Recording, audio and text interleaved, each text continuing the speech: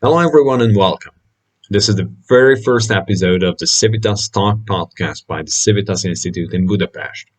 My name is Balázs Csekő, and I'm very glad to welcome our first guest, Ariel Goldstein. Today, we're going to talk about the essence of Bolsonarism and Urbanism, the similarities and differences between populism in Latin America and Europe. Ariel Goldstein is a sociologist, political scientist, and a researcher of the Institute of Latin American and Caribbean Studies at the University of Buenos Aires. He has published plenty of articles in academic journals in the United States, Spain, China, Brazil, Argentina, and many other Latin American countries, and he's a specialist in the areas of media and politics in Latin America, with special focus in Brazil and Argentina. Mr. Goldstein has published several books, and here I would like to highlight two of them that are going to be of importance for our conversation. One of them is Bolsonaro, Brazilian Democracy in Danger. The second one is Evangelical Power, How Religious Groups Are Taking Over Politics in America. Mr. Goldstein, thank you very much for joining us.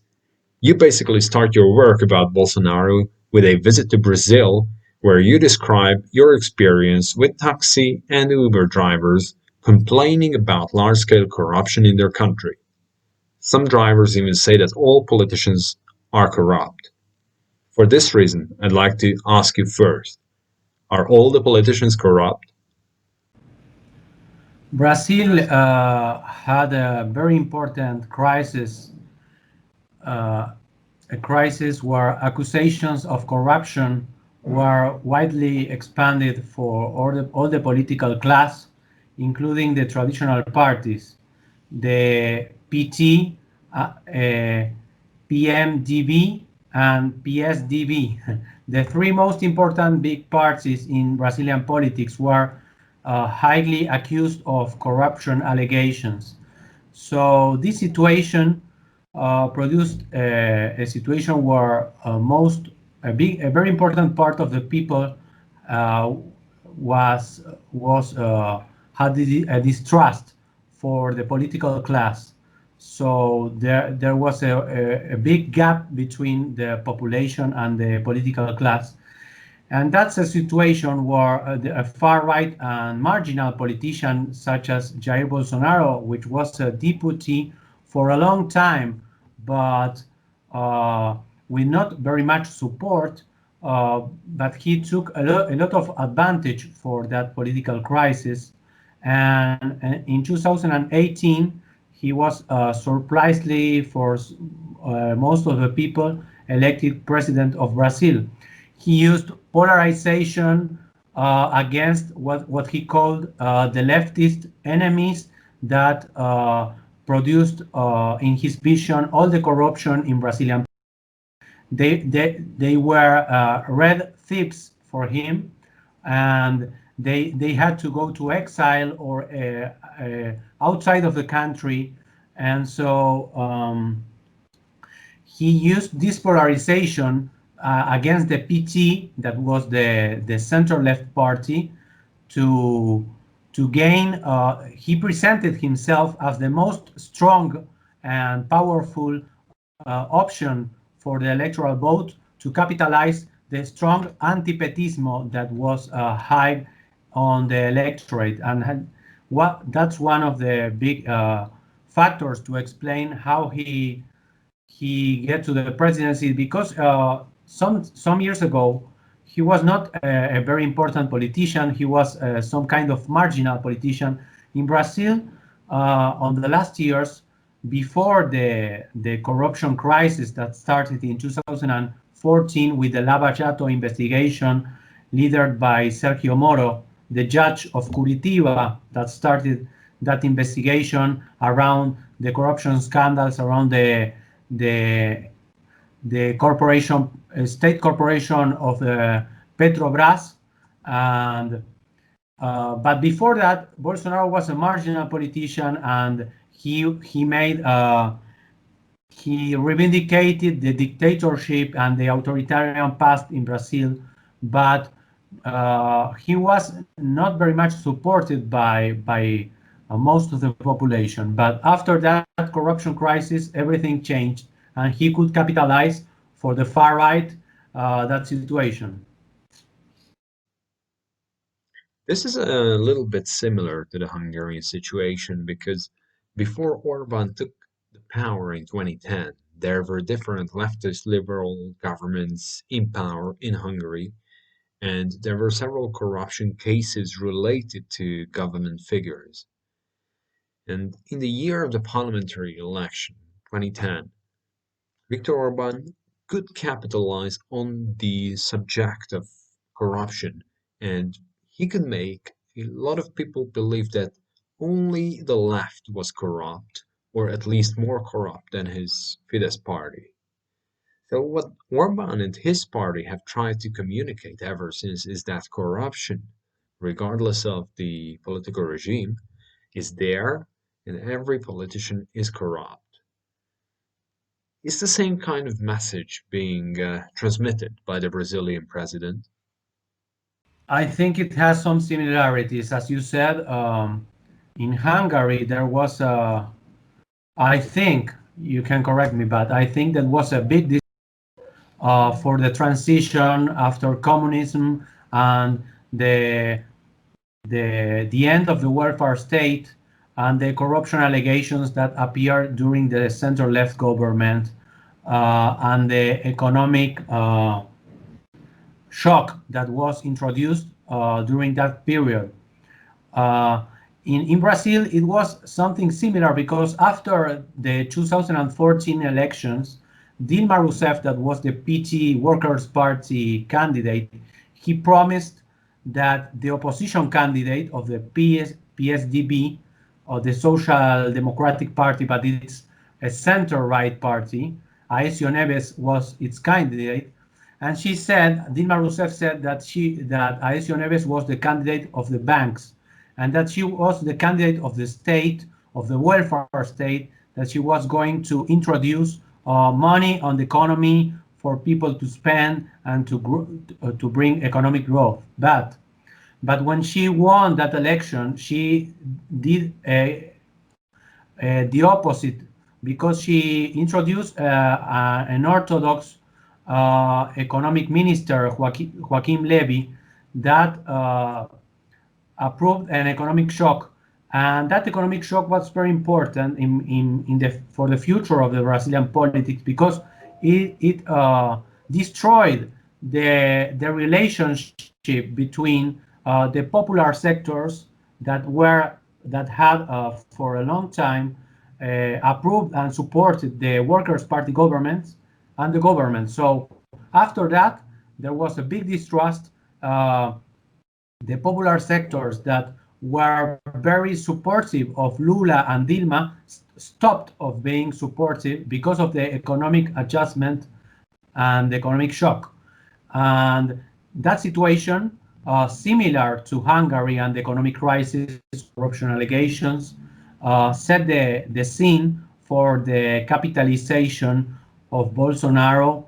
And also it was important. I say in the book about Bolsonaro, I say that he obtained support from four key actors. Bolsonaro. One of them is the agricultural sector. The landowners in Brazil, that they were very worried about the MST, the movement of landless people that used to invade the places where the landowners live. So Bolsonaro promised to the landowners that he was going to expel the social movements out of the landowners' properties with shots, with guns. That was going to be allowed. So they supported him. The Democratic Rural Union, that is a very conservative association of landowners, presented the support to Bolsonaro because he promised to expel the social movements outside the landowners' property. The other important actor was the evangelical churches, right? The evangelical pastors. Bolsonaro, I think that as Orban in this sense, introduced a conservative agenda in gender issues, like we are going to preserve the traditional family, we are going to defend the Christianity. Brazil, it's a Christian and conservative people, so we are going to defend that against the corrupt leftist enemies, something like that. And so he obtained with this conservative agenda on gender and in defense of the family, the Christian family, he obtained the support of of the evangelical pastors and churches that are very important in Brazil, have expanded a lot on the last years, and have the evangelical parliamentary front, where they have 200 deputies. It's more than one third of the Congress, and they have 8 senators. So they are very important. They are very influential, and they are the most important the most important actor of supporting Bolsonaro today. In fact, if you see the ministers in the cabinet of Bolsonaro, every time that it's a political crisis that are very common in Bolsonaro's government, every time that a minister falls, he replaces him with evangelical pastors, as in education, as in justice, different. So that was a very important actor for the Bolsonaro's rise. And also you have the financial markets that were very excited with Paulo Guedes, that is the economic minister. He has a very orthodox vision and pro-business vision of economy, and so it was very seductive for some of the financial markets representatives and some parts of the corporations that started to sustain a discourse, a speech saying that an argument saying that the PT, the Workers' Party, another government of the Workers' Party, will transform Brazil in something similar to Maduro's Venezuela, that was going to introduce a socialist government, a socialist corrupt government that was going to destroy the country, leaving, producing a situation of misery and hunger in Brazil, similar to Venezuela. That was a very powerful image in the elections of polarization, and Bolsonaro used that very with a very intelligent presentation. Finally, finally, there's a fourth actor, and it's a military. Bolsonaro is a military. He's a retired military, and he, during the Dilma Rousseff government, she constructed the Truth Commission to investigate, to do research about what happened during dictatorship, about the repression made by the militaries. But the militaries rejected that because they have a strong approval in Brazilian society. They don't want to be judged about what happened in the military dictatorship with the repression on the left, militants and politicians. And Bolsonaro capitalized that. He appeared to the most stronger voice of rejection against the Truth Commission established by Dilma Rousseff. So that's why, mainly, that's why, and also because his law and order speech, he obtained the support of the most important figures in the military army. And that fourth actors that were key, I think, to the victory of Bolsonaro and are the most important support for his government. Yeah, and let me return to the evangelical pastors and these religious groups, because we see the same phenomenon in Hungary. So the Catholic Church is being given more and more power by the government. the Catholic Church has taken over more and more schools, for example. They are going to run those schools, formerly state-owned schools, but now will be controlled by the church. And we have also smaller churches. There is one which was recognized as one of the historical churches of Hungary. It's called the Hit Gyülekezete, so the faith church, basically. And it started as, many persons called it as a sect, but this small church started to grow and grow, and now under the Orban administration became, or it got recognized as one of the historical churches of the country. So this means, of course, more financial help for this church and more benefits. In Brazil, what kind of benefits do these religious groups, evangelical pastors, get for political help? I think a lot.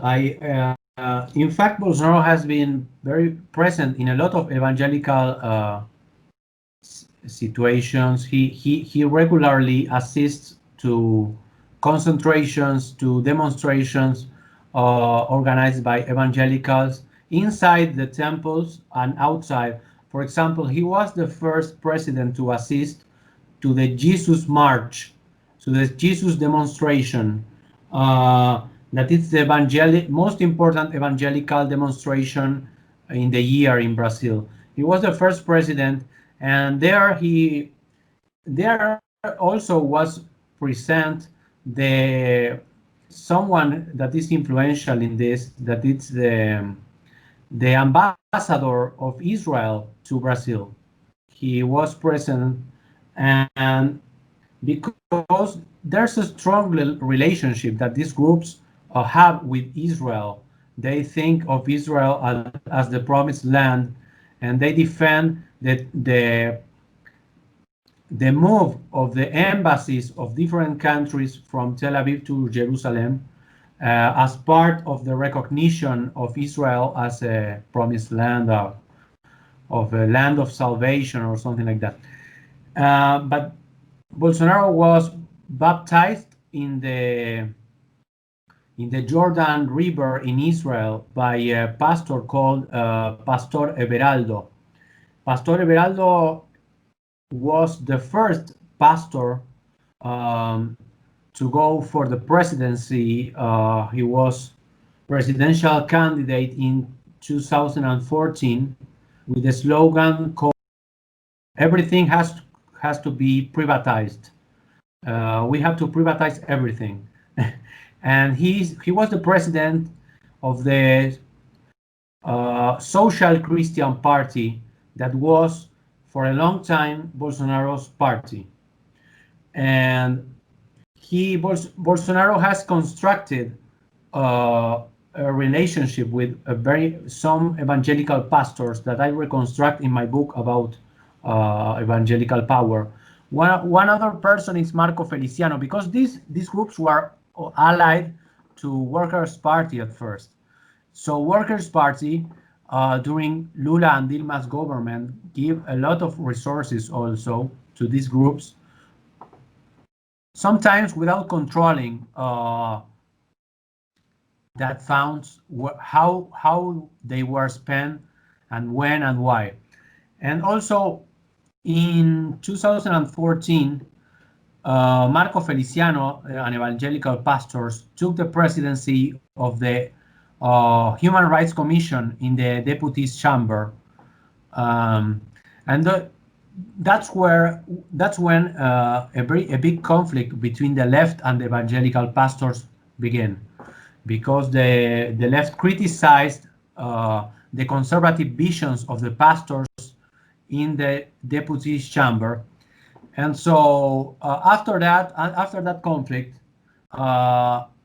the evangelical pastors started to look to other political chances, and so that's how they allied some years after that with Bolsonaro. But Bolsonaro has given money to TV Record, for example, that is the second media in Brazil with the highest audience. So he has given a lot of resources to Edir Macedo, which is the owner of TV Record, and also of the Church, Universal Church of the Kingdom of God, that has expanded in a lot of places, but started in Brazil. Today, the evangelical pastors in Brazil have their relationship with Africa, for example. On the Congress, they manage, they are on power to choose how to manage with the African countries, considering that Brazil has a strong relationship with African countries because of their past of the slavery and their history. So I think Bolsonaro has given, and also we have to consider the places that Bolsonaro has given in his cabinet to evangelical pastors. As we said before, justice, education, culture. They have a lot of foreign relations that is driven by Ernesto Araújo, that is a foreign minister that has a strong relationship with evangelical pastors, and also the Damares Alves, which is the human rights and family minister, that is evangelical pastor also. She promotes sexual abstinence as a public policy to counter to combat that situation. So that's a very strong alliance of evangelical pastors with Jair Bolsonaro, I think. There's also a very interesting left-wing phenomena coming from Latin America in the religious field, the famous liberation theology. Yes. Do you think there is a renewed interest in the liberation theology currently in Brazil? I don't know. I think that is not the situation, because when the PT, when the Workers' Party emerged, that was a moment where the liberation theology was in a very expansive moment. So in fact, one of the progressive or left-wing sector of the churches, Catholic Church, was an important actor for the creation of the Workers' Party. But now what we are seeing in Brazil is a decreasing of the Catholic Church, of the Catholic people that is considers Catholic, and an increase of the evangelicals. And with that, it has been expanding this new theology that is called the prosperity gospel, or prosperity theology, and that presents a vision where the person has to donate one part of his wage, of his salary, to the church, and that is considered that will introduce a better situation for that person, expressing the grace of God in his life, becoming a successful entrepreneurship and a successful person in his affective life, with his relationships in love and all this kind, and friendships, and also the evangelical pastors have become very rich economically, but they present that not as something bad, but something that expresses the grace of God in his life, and they present himself as a model to follow for his followers. So we have already spoken about four main sectors that basically Bolsonaro is relying on to maintain the power. But when you hear the word Bolsonarismo, what do you think about exactly, and what would be the main characteristics of Bolsonarismo? Okay, I think in a movement leader by Bolsonaro, where he's seen as a myth. In fact, people call him a myth, like someone exceptional, someone that is going to produce a salvation in Brazil. The second name of Bolsonaro is Messias. So it has religious connotations, and so people that follow him sometimes some of their followers don't judge him very much from a rational perspective. Sometimes just follow him like a myth, like someone that cannot be questioned, someone that cannot be criticized. So he presents himself as a charismatic figure that has a divine mission, a mission conduced by the grace of God. He has said that a lot of times, that he has to rescue a nation from corruption and leftist enemies. So he presents himself like a hero. An important fact in that situation was the attack that he suffered in Minas Gerais when he was doing campaign in 2018 elections. He was attacked in a very strange episode. Never it was never clear what happened there, but someone attacked him with a knife. So after that, a lot of people started to follow him and believe that he was a myth, that he was rescued by God and something like that. And there was a messianic vision of him as someone with a mission, with a mission directed by God. So essentially, it's a charismatic figure that their followers believe that is someone exceptional. So he doesn't deserve to be questioned or criticized. And it's a very effective form of politics. We can also see that, I think, in other places, like in the United States with Donald Trump. I think it's a similar situation. In fact, it's not a coincidence, a fortuitous coincidence, that Donald Trump and Bolsonaro have reacted similarly to the pandemic, right? Because it's a politic style of government similar that they have, like they don't exercise government on the basis of the transparency or rational presentation of arguments. They deserve obedience from their followers in a form that doesn't coexist with criticize or debate or pluralism.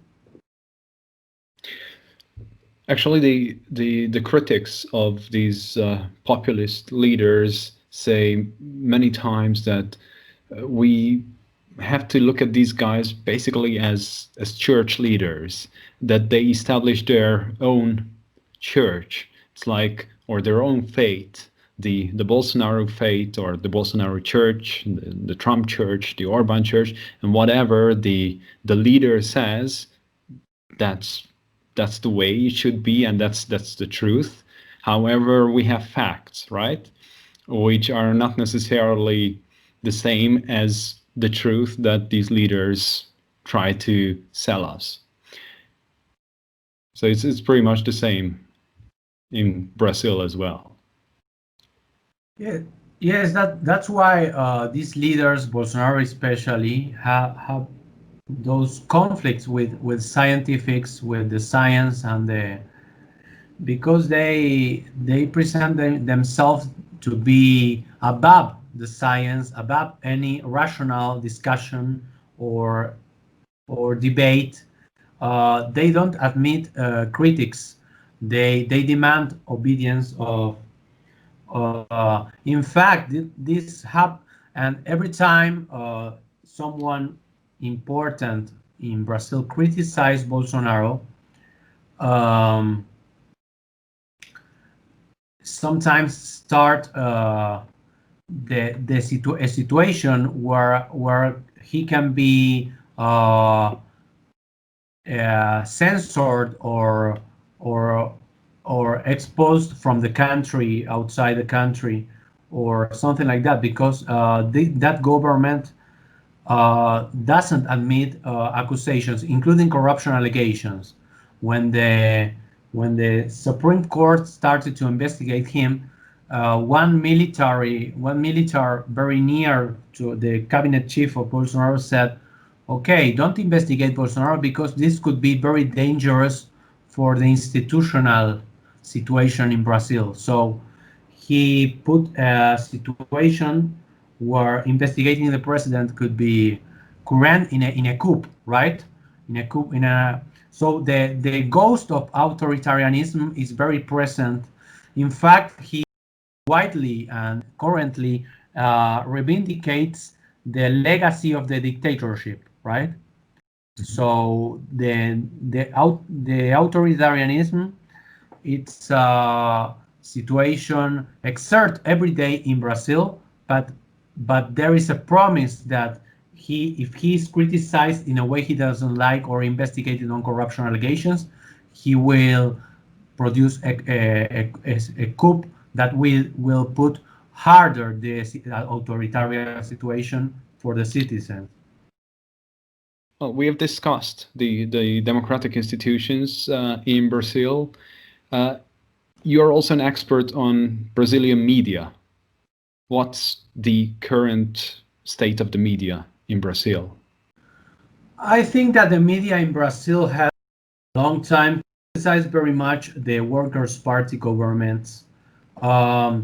There are differences between, for example, it's not the same Folha de Sao Paulo, that it's a liberal, progressive journal, and O Estado de Sao Paulo, that it's a journal representing the traditional landowners' vision.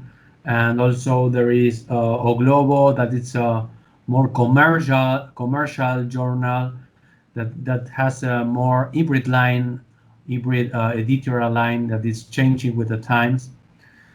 But in fact, during the 2018 elections, where there were two candidates on the second round, Fernando Haddad from the Workers' Party and Bolsonaro,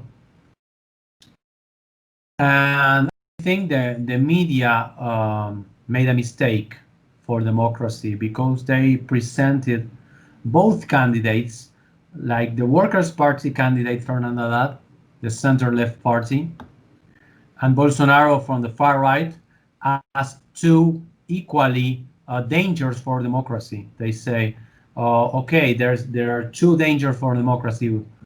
One is Haddad, the other is Bolsonaro, like presenting the situation as if both were the same. But the truth is that there were like 15 years of PT government's Workers' Party, and there was corruption allegations, and there were corrupt politicians.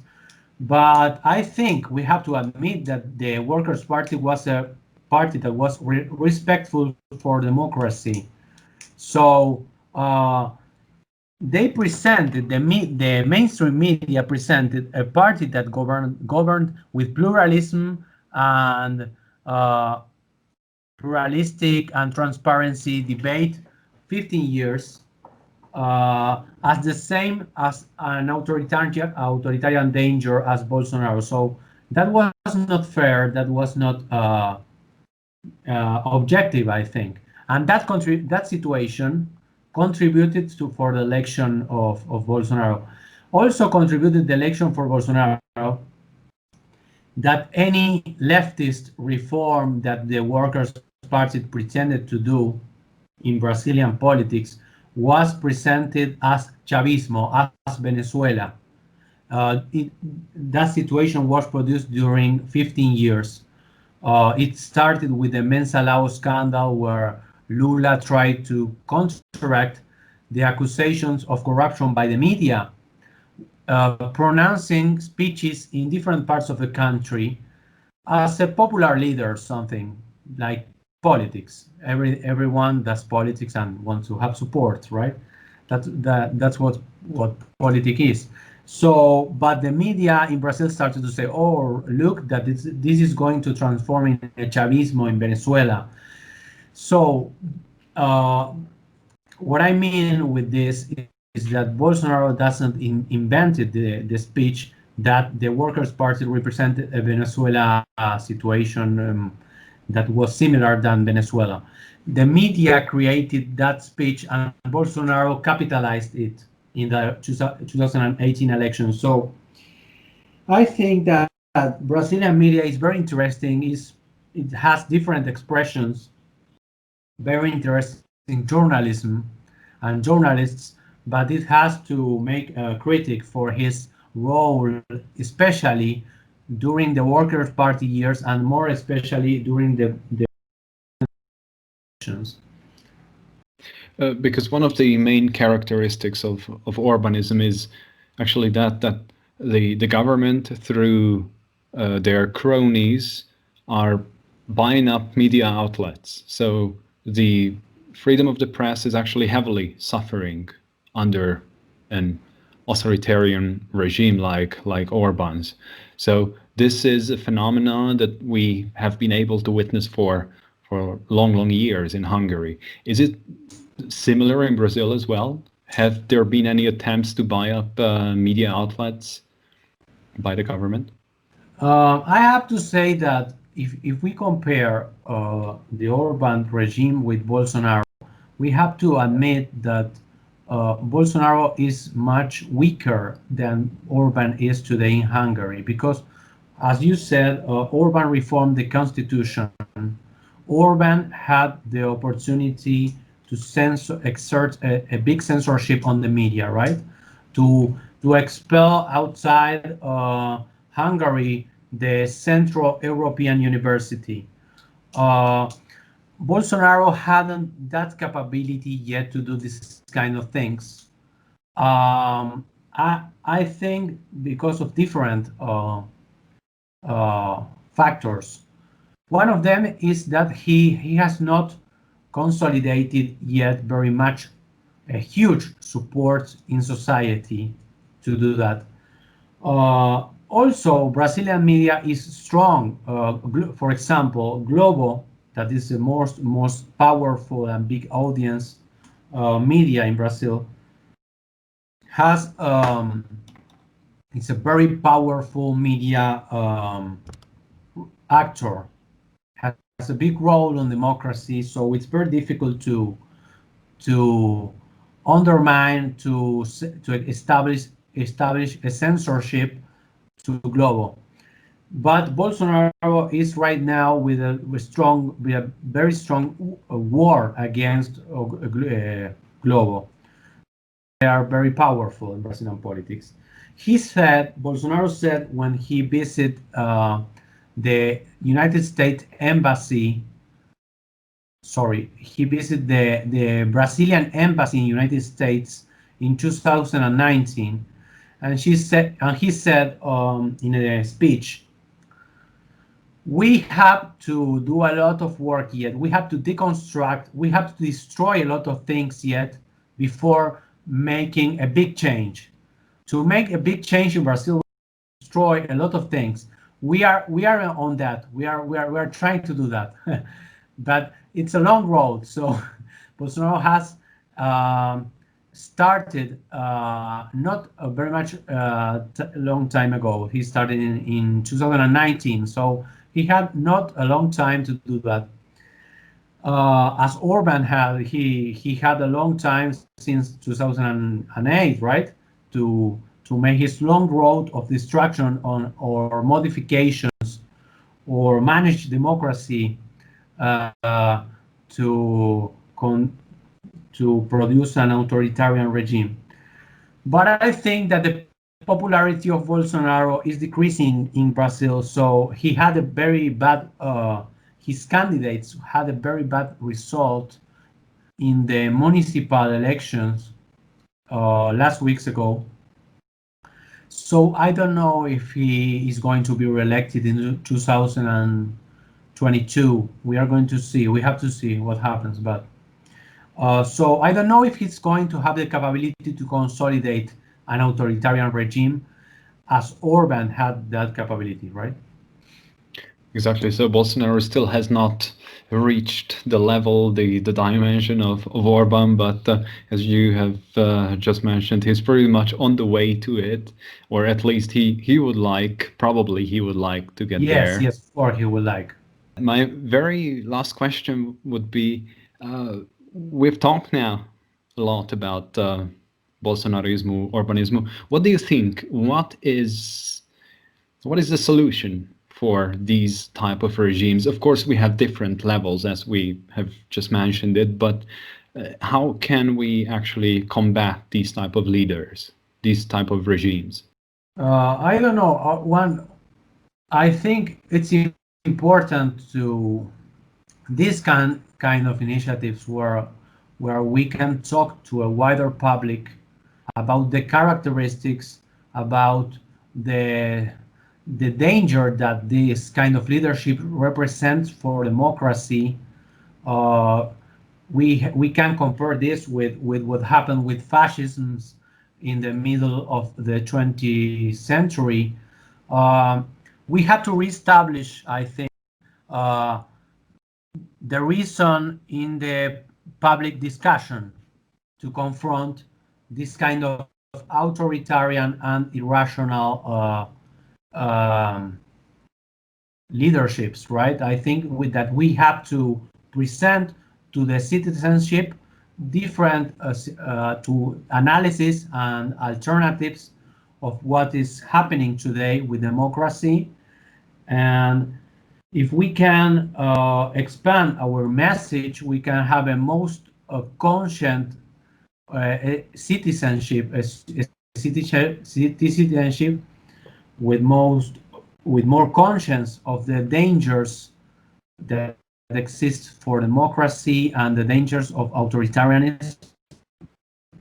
And I think that can be our contribution to fight or to reject regimes that could be very dangerous for humans, right? Because we live in pluralism. We grow in pluralism. We grow in the diversity of exchange of ideas, and these regimes tend to annihilate that situation. That is one of the most valuable characteristics of the humans, right? So, Ariel, thank you very much for this great and very interesting conversation. We see that many of these populist leaders are using basically the same playbook, and yeah, but definitely we will keep fighting, and we will try to find solutions for these kind of problems. So once again, thank you very much for this very informative conversation, and I wish you all the best to Buenos Aires. Okay, thanks, Barax. Thanks for having me, and it was a great opportunity to talk.